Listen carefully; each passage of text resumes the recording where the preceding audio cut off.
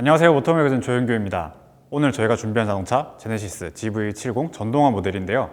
전동화 모델이란 이름 그대로 기존 GV70에서 엔진을 빼고 전기 모터와 배터리를 넣어서 전기차로 만든 모델입니다. 이로써 제네시스는 G80, GV60에 이어 세 번째 전기차를 출시하게 됐는데요. 지금부터 이 차는 어떤 매력이 있는지 저희와 함께 살펴보도록 하시죠.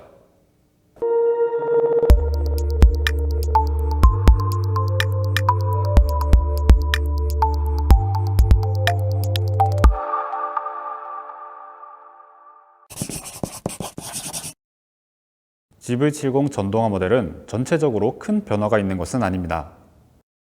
G80 전동화 모델에서 먼저 살펴볼 수 있었던 전기차 전용 G 매트리스 패턴을 사용한 크레스트 그릴은 공기역학적인 성능을 고려했다고 합니다. 그 형태가 조금 더 견고한 방패처럼 생긴 느낌이네요.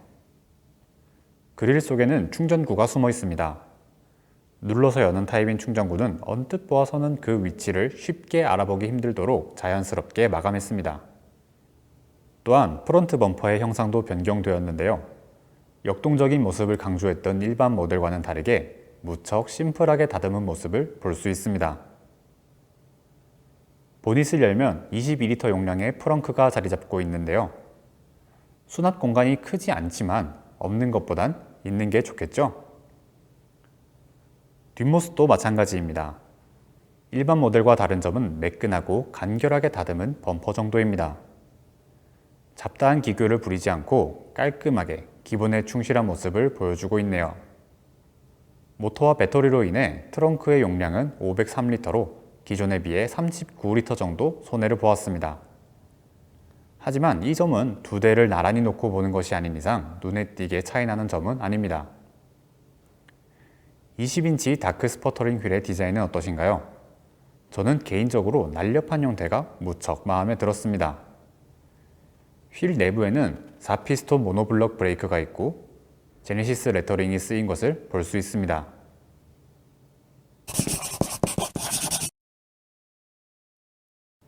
인테리어를 살펴보겠습니다.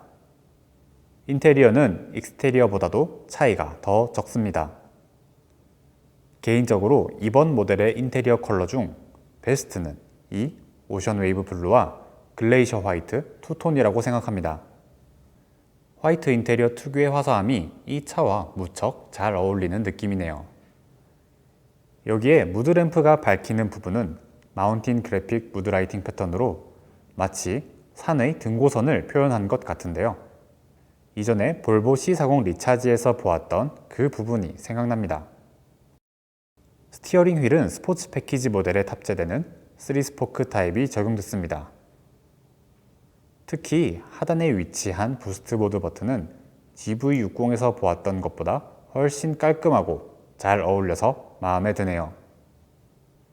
또한 패들 시프트는 회생 제동의 강도를 조절하는 기능을 담당하고 있으며 인포테인먼트 시스템은 제네시스의 인포테인먼트가 그대로 사용되며 계기판 역시 마찬가지입니다. 천장은 재활용 패트를 활용한 소재를 적용했다고 하는데요.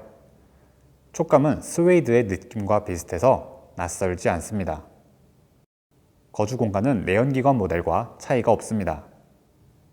센터 터널을 낮추고 차체 바닥의 두께를 최소화했으며 후륜 전동화 시스템을 최대한 낮춰 내연기관과 동등한 수준의 2열 공간을 확보했습니다. 대신 체감상으로 시트 포지션이 아주 살짝 높은 느낌입니다. 실제로 앉아보아도 헤드룸과 레그룸 모두 만족스러운 수준입니다만 전용 플랫폼을 사용한 모델들보다는 공간이 좁아서 새삼 전용 플랫폼의 이점이 떠오르게 되네요. 이 차는 V2L 기능 역시 탑재되어 있는데요. V2L이란 잘 아시는 것처럼 차체 배터리의 전원을 외부로 공급할 수 있게 하는 기능입니다. 보시는 것처럼 커피포트에 물을 끓일 수도 있는데요. 다양한 가전기기를 사용할 수 있어 꽤 유용할 것 같습니다. 제네시스 GV70 전동화 모델 타고 밖에 나왔습니다. 이 차의 최고 출력은 앞뒤 모터 각각의 출력을 더해서 총 429마력, 거의 430마력 정도 되는 출력이고요. 부스트 모드를 사용하면은 최고 출력이 480마력까지 올라갑니다. 최대 토크는 71토크고요. 이 정도면 뭐 웬만한 스포츠카 부럽지 않은 출력이죠. 가속 페달을 밟으면 밟는 대로 그냥 쭉쭉쭉 밀고 나가는 그 맛도 되게 괜찮아요. 이런 식으로 가속을 할 때 굉장히 그냥 되게 부드럽고 스트레스가 없어요. 전기차들은 특성상 출력이 한꺼번에 나오다 보니까 이렇게 가속 페달을 밟았을 때 좀 예민하게 앞으로 가는 차들이 간혹 있는데, 이 차 같은 경우는 되게 그 느낌이 내연기관, 그러니까 엔진이 들어간 차들처럼 좀 리니어하게 출력 곡선이 좀 완만하게 오르는 느낌을 받을 수 있습니다. 이 가속 감각은 당연히 주행 모드별로 달라져요. 이 차의 주행 모드는 총 3가지가 있습니다. 에코, 컴포트, 스포츠 모드, 이렇게 3가지가 있고요. 확실히 에코 모드로 내려오면은 안 그래도 부드럽게 나오던 출력이 조금 더 부드럽게 나오는 걸 느낄 수 있습니다. 시트 포지션 얘기를 안 할 수가 없어요. 시트 포지션이 최대한 이제 내연기관 모델과 비슷하게 맞추었다고는 하지만, 제가 체감적으로 느끼는 걸로는 시트 포지션이 내연기관 모델보다, 일반 모델보다 조금 높다. 근데 그게 뭐 불편하거나 그런 점은 아니에요. 그냥 뭐 알고만 있으면 되는 정도고요. 다음으로 여러분들이 전기차라고 하면 가장 궁금해 하시는 주행 가는 거리 말씀드리겠습니다. 이 차의 주행 가는 거리는 373km입니다. 이 차 20인치 휠 옵션이 탑재되어 있기 때문인데요. 휠을 19인치 휠로 바꾸게 되면은 총 400km까지 달릴 수 있다고 하네요. 400km? 뭐 373km? 이게 솔직히 장거리 여행에는 조금 아쉬울 수 있는 거리이지만, 평소에 시내 주행을 위주로 많이 타시는 분들은 이 정도 거리면 충분하다고 저는 생각합니다. 재미있는 건 이 차에 또 드라이브 모드 중에 터레인 모드가 있다는 건데요. 터레인 말 그대로 주행 조건에 따라서 출력이나 트랙션 컨트롤을 조절하는 기능이죠. 드라이브 모드 버튼을 그냥 한번 누르면 터레인 모드가 있고, 그 밑에 내리면 스노우, 머드, 샌드, 이렇게 3가지 모드가 있습니다. 저희가 일단 시승하는 도로 자체가 이런 뭐 험한 도로가 아니기 때문에 이거에 대한 느낌을 다음에 기회가 된다면은 꼭 전해드릴 수 있도록 하겠습니다. 이 차에 액티브 노이즈 컨트롤이라는 기능이 들어가 있는데요. 이게 뭐냐면은 차의 실내에 보면은 마이크들이 탑재되어 있는데요. 이 마이크들이 차의 실내로 유입되는 소리를 분석하고 스피커에서 그 소리에 반대되는 주파수를 쏴주는 거거든요. 그렇기 때문에 실내에서는 조용하다고 느껴지게 되는 것입니다. 저는 그래도 이 정도의 소음 차단 능력이면은 만족스러운 것 같아요. 그리고 이 차 다음으로 말씀드릴 거는 액티브 사운드 디자인입니다. 일단 소리는 뭐 강하게, 보통 약하게로 설정할 수 있고, 소리 모드는 총 3가지가 있습니다. 퓨처리스틱, S 엔진, E 모터, 이렇게 3가지가 있는데요. 각각 모델을 살펴보자면, 먼저 퓨처리스틱은 전기차의 미래지향적 사운드를 제공하는 모드라고 쓰여져 있습니다. 사실 이 소리가 마이크로 잘 전달될지는 모르겠지만 제가 한번 들려드리도록 하겠습니다.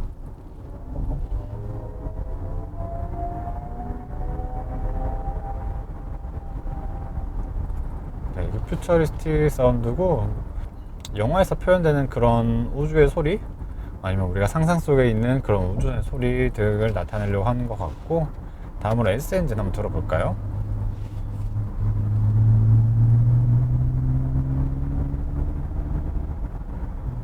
S 엔진은 소리가 되게 바이크 소리가 나는 것 같은데, 자동차 엔진 소리보다는 바이크 엔진 소리 같은 느낌이 좀 강하게 듭니다. 그리고 다음으로 이 모터 한번 들어볼까요?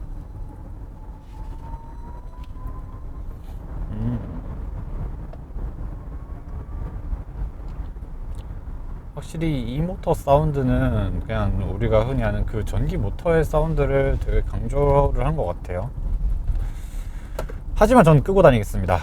네, 사실 저는 이거에 대해서 좀 아쉬운 생각이 드는데, 아무래도 소리라는 게 감성적인 영역이잖아요. 그럼 확실하게 그 감성적인 영역을 건드려 줘야 되는데, 되게 장난감 같은 소리가 나고 이 차의 성격과는 딱히 어울린다고 생각하지 않습니다.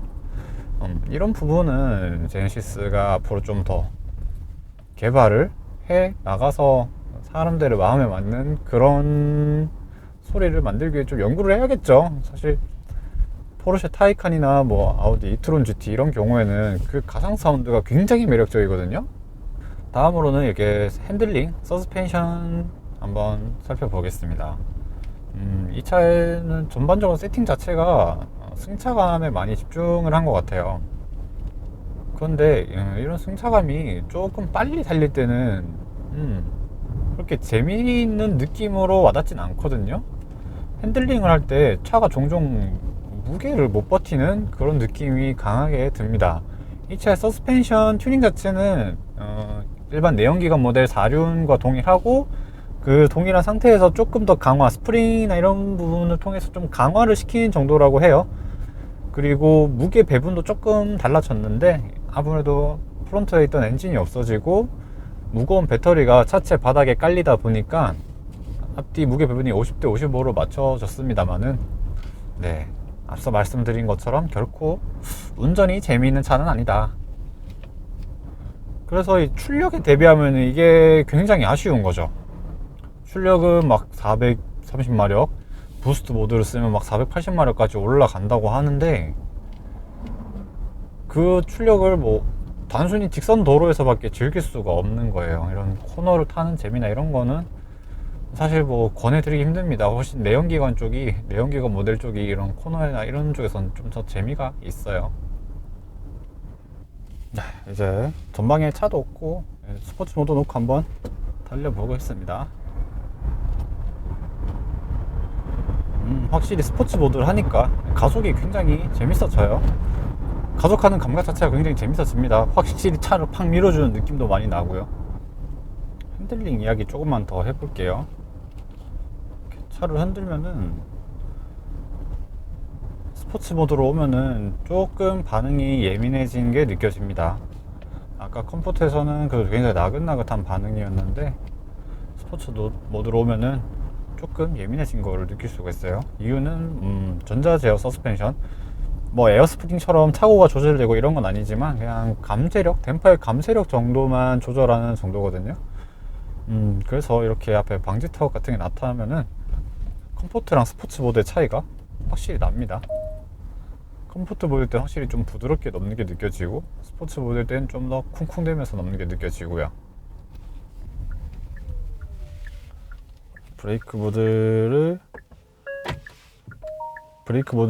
지금까지는 컴포트 모드로 계속 달렸어요. 이제 브레이크 모드를 스포츠 모드로 변환을 하고 또 한번 달리면서 느낌을 말씀드려 보도록 하겠습니다. 지금 스포츠 모드에 놨는데요. 스포츠 모드에 놓으면은 사이드 브루스터가 한번 쭉 올라오면서 몸을 딱 지지해주는 느낌을 주고요. 확실히 브레이크 모드가 스포츠로 오니까 담력이 좀 초반부터 팍 들어오네요. 패들의 담력도 되게 일정해지고, 이렇게 좀 운전의 재미를 위해서 브레이크 모드까지 일종의 차별화라고 봐야겠죠. 브레이크 모드까지 나눠 놓은 것은 그래도 참신한 시도라고 생각합니다. 또 이 차는 프리뷰 서스펜션 달려 있거든요. 프리뷰 서스펜션은 저번에 저희가 G90 리뷰할 때도 한번 말씀드린 적이 있는데, 내비게이션의 정보와 뭐 카메라 인식된 정보를 바탕으로 도로가 험하거나 이렇게 과속 반직턱이 있는 경우에는 그 잠깐 댐퍼의 감쇄력을 풀어서 더 나은 승차감을 제공하는 것이죠. 자, 이제 부스트 모드 한번 써보도록 하겠습니다. 부스트 모드는 아까 말씀드렸던 것처럼 전기차의 최대 출력을 한번 끌어내주는 거거든요. 480마력까지. 부스트 버튼을 한번 누르기만 하면은 10초 동안 부스트 모드를 사용할 수가 있는데요. 자, 지금 이제 부스트 버튼 누르면 부스트 레디라는 글자가 되고 계기판에 레드존이 더 생긴 것처럼 나타납니다.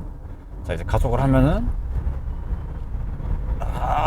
이렇게 쫙 밀어주는데, 확실히 480마력의 힘이 장난 아니에요. 추월 가속을 해야 할 때나 뭐 운전의 재미를 느끼고 싶을 때, 근데 이렇게 부스트 모드 장치만 한 게 없죠. 부스트 모드 한번 누르고 쭉 달리고 나면은 되게 재밌습니다.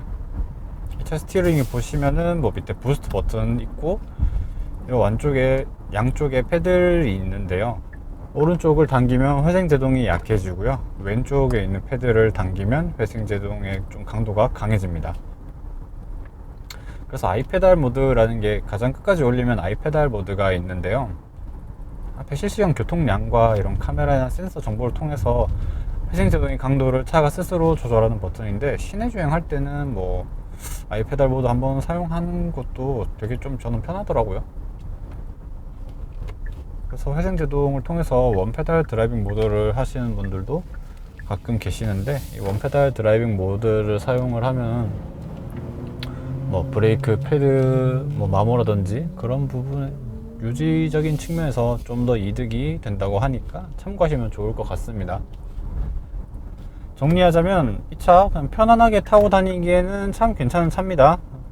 액티브 노이즈 컨트롤, 이런 차로 들어온 실내 소음을 줄여주는 그런 옵션과 전반적으로 NVH에 굉장히 신경을 많이 써서 저는 좀 불편함이나 이런 거는 딱히 느낄 수가 없었어요.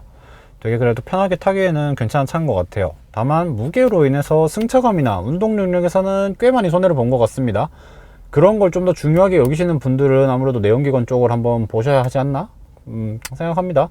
그런 쪽이 취향이 좀 더 맞으실 거예요. 이 차의 뭐 운동 능력 자체는 저는 크게 기대하지는 않았지만 그 기대보다도 조금 더 모자란 것 같습니다.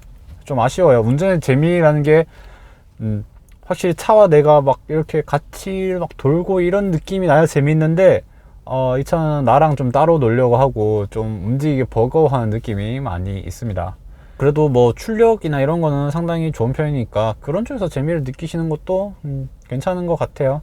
그 외에 제네시스라서 탑재되는 거의 대부분의 옵션들, 거의 모든 옵션들은 다 만나볼 수 있고, 이런 마감 품질이나 소재 뭐 다 고급스럽잖아요. 이런 고급스러운 맛도, 이런 디자인도 충분히 마음에 듭니다. 제네시스 GV70 전동화 모델, 여러분들은 어떠셨나요? 전기차 전용 플랫폼인 이 GMP를 사용한 차량들은 크로스오버라는 특성상 전통적인 SUV라고 하기엔 형태상의 아쉬움이 조금 있었는데요. GV70 전동화 모델의 경우 전통적인 SUV 형태의 전기차 구동계를 원하셨던 분들에게는 딱 알맞은 차라고 생각합니다. 여기에 제네시스 특유의 디자인과 훌륭한 마감 품질까지 경험할 수 있으니까요. 대신 7,800만 원이라는 기본 가격에 옵션을 추가하다 보면 9천만 원이 훌쩍 넘어버려서 일반 소비자들이 접근하기에는 벽이 조금 높지 않나 이렇게 생각합니다. 물론 결과는 판매량이 보여주겠죠. 저희가 준비한 내용은 여기까지입니다. 다음 시간에 더 재미있는 자동차로 돌아오겠습니다. 시청해 주셔서 감사합니다.